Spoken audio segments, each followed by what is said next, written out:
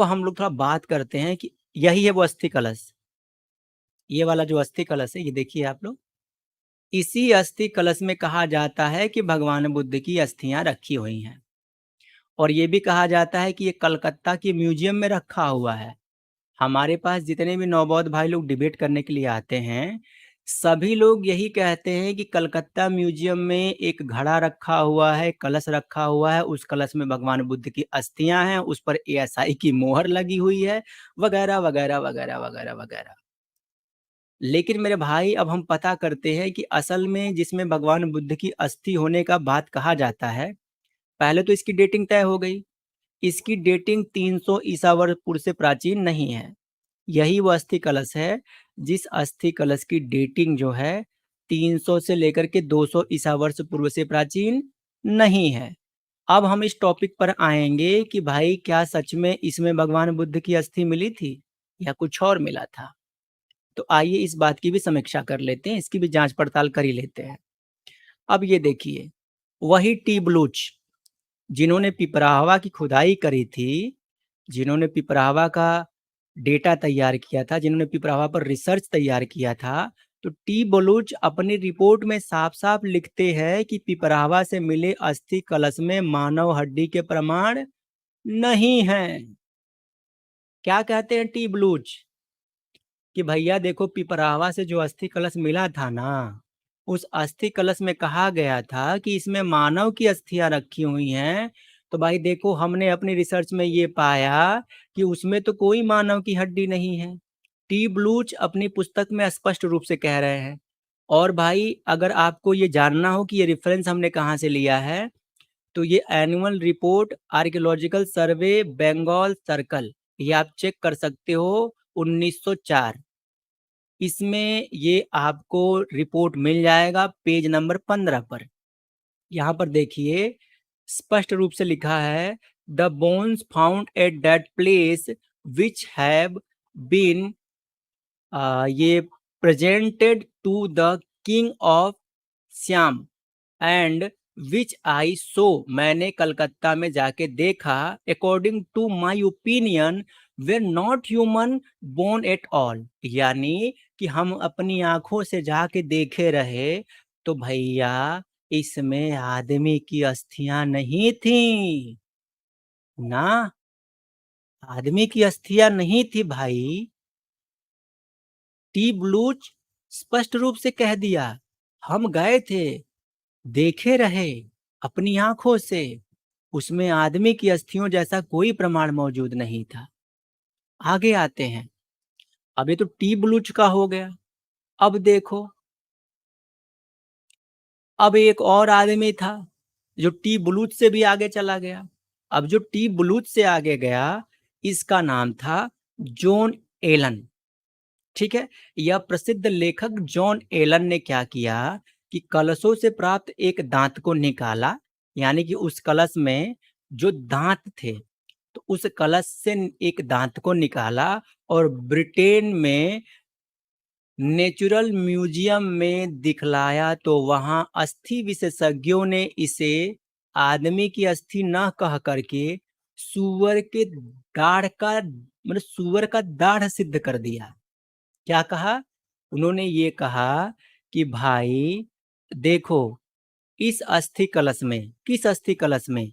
पिपराहवा के अस्थि कलश में जब अस्थि विशेषज्ञों को दिखाया गया, किसके द्वारा बताओ, किसके द्वारा? तो जॉन एलन के द्वारा। तो जॉन एलन नाम का आदमी उस कलश में से एक दांत लेके जाता है, कहाँ? ब्रिटेन नेचुरल म्यूजियम में। और वहां जाकर के अस्थि विशेषज्ञों को दिखाता है और कहता है, हमको ये बताओ कि ये जो अस्थियां हैं ये किसकी हैं? तो विशेषज्ञ कहते हैं, अरे भाई बहुत गड़बड़ है, इसमें जो अस्थि मिली है भैया, ये तो सुकर के दाढ़ की है भाई, आदमी की ना है। ना ना ना, आदमी की नहीं है। ये देखिए, ये देखिए, natural history museum in London, इसमें आप स्पष्ट रूप से दिए, it to be molar tooth of a pig. भगवान हमको माफ करिएगा, मेरी कोई गलती नहीं है, मैं सिर्फ रिपोर्ट पढ़ रहा हूँ। मैं सिर्फ रिपोर्ट पढ़ रहा हूँ, मेरी कोई गलती नहीं है। भाई, जो रिपोर्ट में निकला, वो रिपोर्ट हमारे पास आई, हमने उस पर अध्ययन किया और अध्ययन में हमें ये पता चला कि जिसमें कहा गया कि आपकी अस्थियाँ हैं, उसकी जब जाँच हुई तो पता चला आप उसमें नहीं थे। उसमें ये मिल गया पता नहीं कहाँ से। तो प्रभु हमें क्षमा करें, हमारा उद्देश्य बिल्कुल आपके विपरीत नहीं है, बस आपके कुछ अनुयायी जो हैं, जो दिन भर दूसरों को आईना दिखाने की कोशिश करते हैं, बस उन्हीं को प्रमाण प्रस्तुत कर रहा हूँ, हमें क्षमा करिएगा। आगे बढ़ते हैं। तो यहाँ पर आप देखिए, जितने भी हमारे बुद्धिस्ट भाई लोग हो, जो प्रमाण, प्रमाण, प्रमाण करते रहते हो, लो देखो, तुम जिसको भगवान बुद्ध का सबसे पहला प्रमाण मान रहे थे, उसकी टाइमिंग 200 से लेकर के 300 ईसा वर्ष पूर्व से पहले की जाती ही नहीं है। और सबसे बड़ा सोने पे सुहागा तो ये हो गया कि तुम कह रहे थे कि उसमें भगवान बुद्ध की अस्थि है, तो उसमें भगवान बुद्ध की तो छोड़ दो, आदमी की अस्थि थी ही नहीं।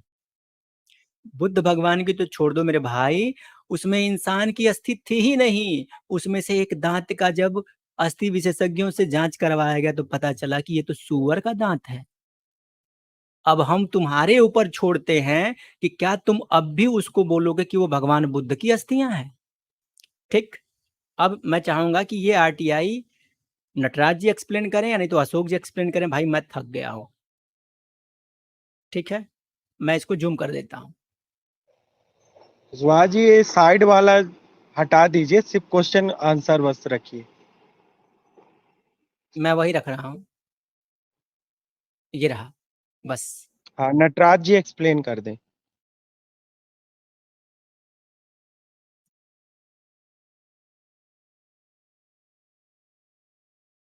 ये देख लीजिए आप लोग, ये है, ये वही विभाग है जिस विभाग से इन्होंने परशुराम जी और चाणक्य के काल्पनिक होने की रिपोर्ट मांगी थी, यानी कि प्रमाण मांगा था और प्रमाण नहीं मिला, तो ये लोग चिल्लाने लगे कि परशुराम जी और चाणक्य जी काल्पनिक हैं। ये उसी डिपार्टमेंट का है, भारत सरकार संस्कृति मंत्रालय, संस्कृत विभाग, पुरालेख निदेशालय, भारतीय पुरातत्व सर्वेक्षण। ठीक। अब आगे आ जाइए, ये देखिए आप, ये है हमारे प्रश्न। टोटल पांचवा प्रश्न, 5 प्रश्न पूछे थे, 5 में हमें 4 प्रश्न यहाँ पर संलग्न कर रहा हूँ। ये चारों प्रश्न पढ़ लीजिए, चारों प्रश्न का आंसर पढ़ लीजिए, क्या आया है नटराज जी बता देंगे। जी नटना, हम लोगों ने पूछा था कि क्या सिद्धार्थ बुद्ध के वैज्ञानिक प्रमाण उपलब्ध हैं, जैसे सिद्धार्थ बुद्ध की हड्डी का डीएनए परीक्षण वगैरह। यानी कि जो सिद्धार्थ गौतम बुद्ध है, लोग कहते हैं ना कि हर कलश में अस्थियां रखी हुई हैं, हर कलश में जो है अस्थि अवशेष रखे हुए हैं। तो हमारे मन में आया, क्यों ना हम इस बात की थोड़ी पड़ताल करें कि आखिर अगर कहा जा रहा है कि अस्थियां रखी हुई हैं, अगर कहा जा रहा है कि अस्थियां रखी हुई हैं, तो ये अस्थियां भगवान बुद्ध की हैं, इसका आधार क्या है, इसका प्रमाण क्या है। तो हमने पूछा कि भाई इस बात का क्या प्रमाण है, कोई वैज्ञानिक आधार है क्या, जैसे कि कोई डीएनए रिपोर्ट वगैरह हो, कोई वैज्ञानिक अध्ययन हो जो ये बताता हो कि हाँ वो हड्डियां जिसमें भी क्लेम किया जाता है कि भगवान बुद्ध की हैं, तो वो भगवान बुद्ध की ही साबित हो जाए। तो हमें जवाब ये मिला कि आपके द्वारा मांगी गई जानकारी इस कार्यालय के रिकॉर्ड के अनुसार उपलब्ध नहीं है। क्या कहा गया कि आपके द्वारा मांगी गई जानकारी हमारे कार्यालय के रिकॉर्ड के अनुसार उपलब्ध नहीं है।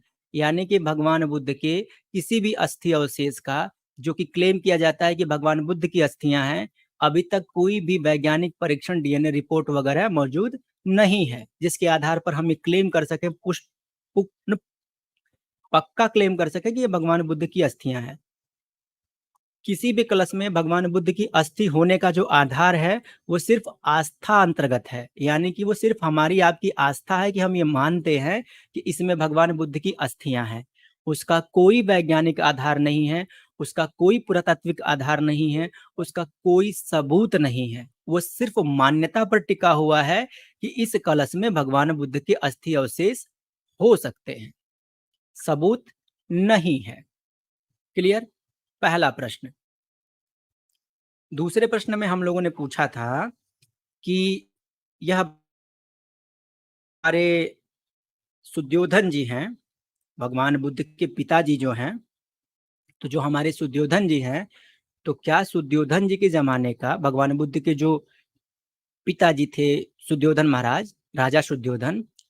तो क्या राजा सुद्योधन के जमाने का कोई किला, कोई समकालीन शिलालेख, ठीक है, सुद्योधन जी का महल मिल गया हो, उनके जमाने का कोई समकालीन शिलालेख मिल गया हो, चाहे उनके अस्त्रागार मिल गए हों, ऐसा कोई प्रमाण मिला क्या?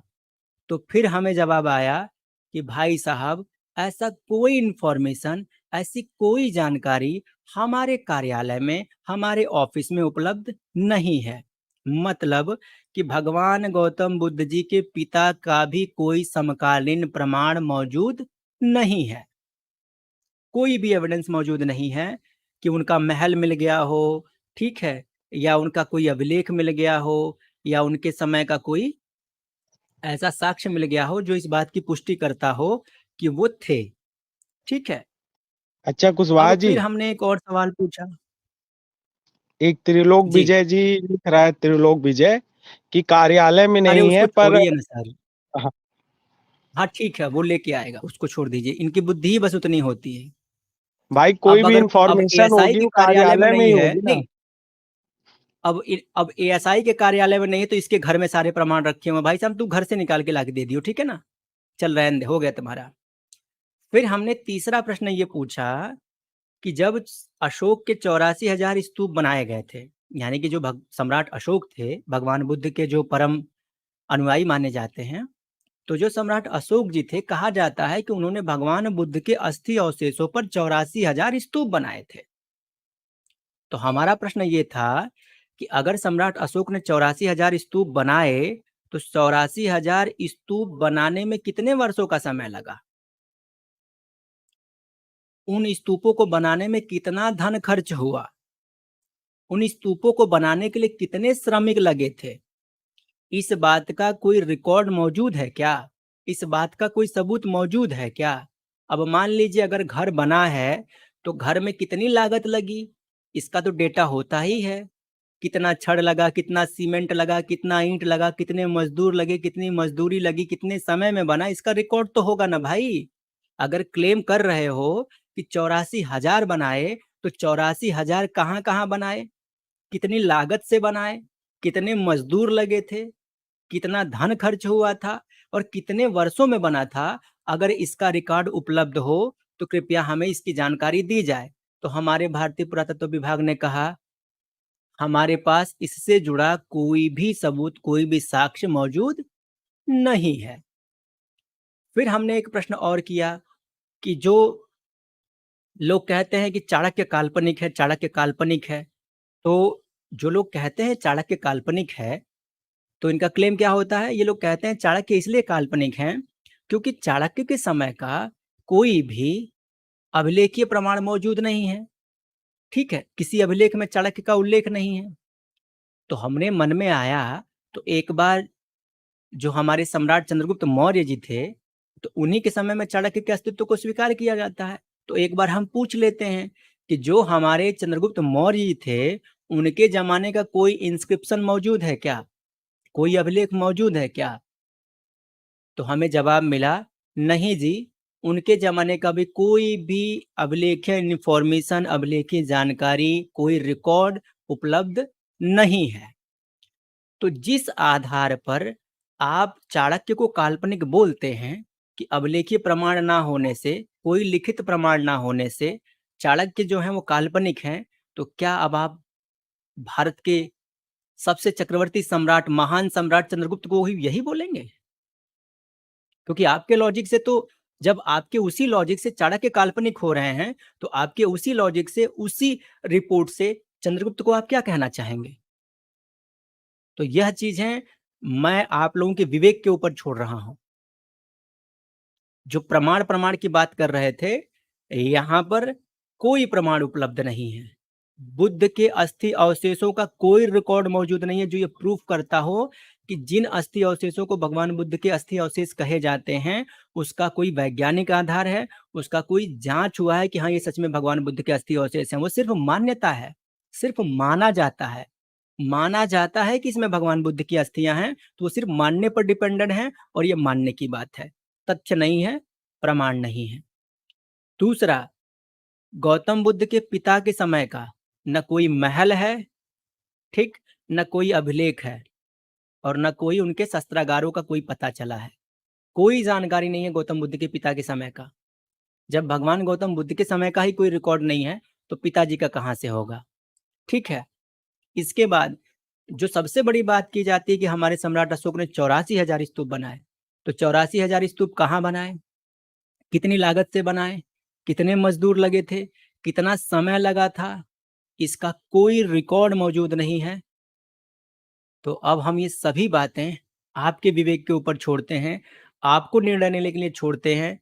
अब आप तय करिए कि जो लोग आए दिन, प्रतिदिन अभिलेख नहीं है, ये नहीं है, कृष्ण का ये प्रमाण दो, राम जी का ये प्रमाण दो, परशुराम का ये प्रमाण दो, चाणक्य का ये प्रमाण दो, चिल्लाते रहते हैं। अब थोड़ा आप उनसे प्रमाण मांगते रहिएगा कि भैया थोड़ा तुम भी दो ना प्रमाण। भाई जहां से तुम रिपोर्ट ले आए हो, तुम्हारे हिसाब से अगर अभिलेख ना मिलने से चाणक्य काल्पनिक हो गए, परशुराम काल्पनिक हो गए, तो अभिलेखीय प्रमाण तो इनके भी नहीं है भाई। तो अब इनको भी कहा जाए वही जो तुम कहना चाहते हो। तो ये हम